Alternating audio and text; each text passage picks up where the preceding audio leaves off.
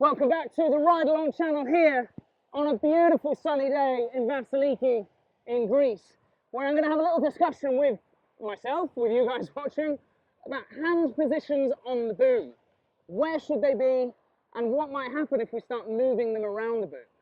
This works beautifully for aspiring intermediates, let's say, up towards advanced windsurfers 2, blasting harness and foot straps, despite just now I'm in some sort of marginal conditions that I'll explain a little bit more about very soon. Welcome back to the channel. Here we go.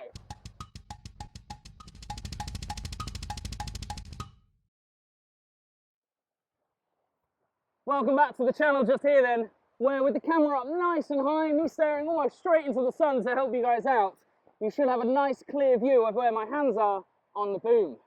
And I think I'm going to start with the simplest possible summary of where our hands should be on the boom, which is the further forward you put your hands, the less power you have. The further back, the more power you have. Our aim is to find where the centre of effort is, where the pull of that sail is actually coming from, get our harness lines in the correct place for that, and then we can have our hands about shoulder width apart either side of that harness line, like mine are just now. As soon as I put this hand here, a little bit further forwards, the sail starts to open.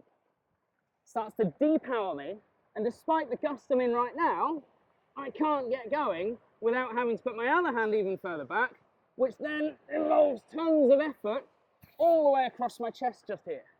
Like, it really starts to hurt when your arms get wider and wider. Or maybe it doesn't, maybe you're just used to using a lot of energy when you're windsurfing. Getting these hands closer together is how you can get going in less wind and be much more efficient with your blasting control and actually getting up and onto the plane. That's where I see back hands going all the way back here, muscling and fighting and pulling the sail, and actually maybe it either just stalls you or it just uses lots and lots of energy. When we're entering and exiting tracks, chances are, as you come round towards the exit, let's do an imaginary one here, you're going to grab the boom about here and drop and wonder why you dropped off the plane on your Carve jibe. Whereas actually, if I'd have taken the boom and slid my front hand back, then dropped, whoa, there we go. That wind didn't change in those few moments. All that changed was about 2 or 3 hand distances further back down the boom to give me that power and the control to drive the board forwards. So the key summary really is, get your harness lines set correct on the water, as in you can see on mine just now, they're loose enough that I can adjust them.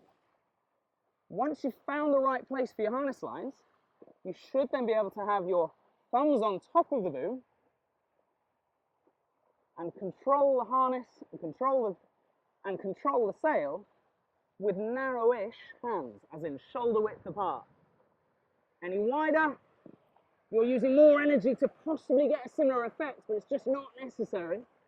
Narrow, you can be more efficient, you can drive the board onto the plane, and actually with very small movements, you can see me how barely moving my elbows to allow that sail to start to sheet in and speed up. If my hands are wider, I have to pull that backhand hard to get it to go. That wasn't much wind just there, straightish arms, and actually a new term I started using the other day was the floss. I'm sure you've seen the floss, you can see it on screen now. That little side action with your hands, that sort of action there, that's how to pump, that's how you actually sheet that sail in, and that's where your hands should be while you're windsurfing.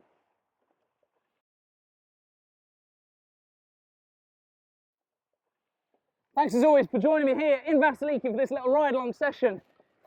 Don't forget, whack me a comment down on the bottom, hit that subscribe button, or even join me for the walk-along sessions where I'll be answering your questions while I take a little wander down the beach nice and early in the morning with my 2 little dogs. I'll see you on the Patreon account or back out here in Vassiliki and on this channel very soon. Thanks very much.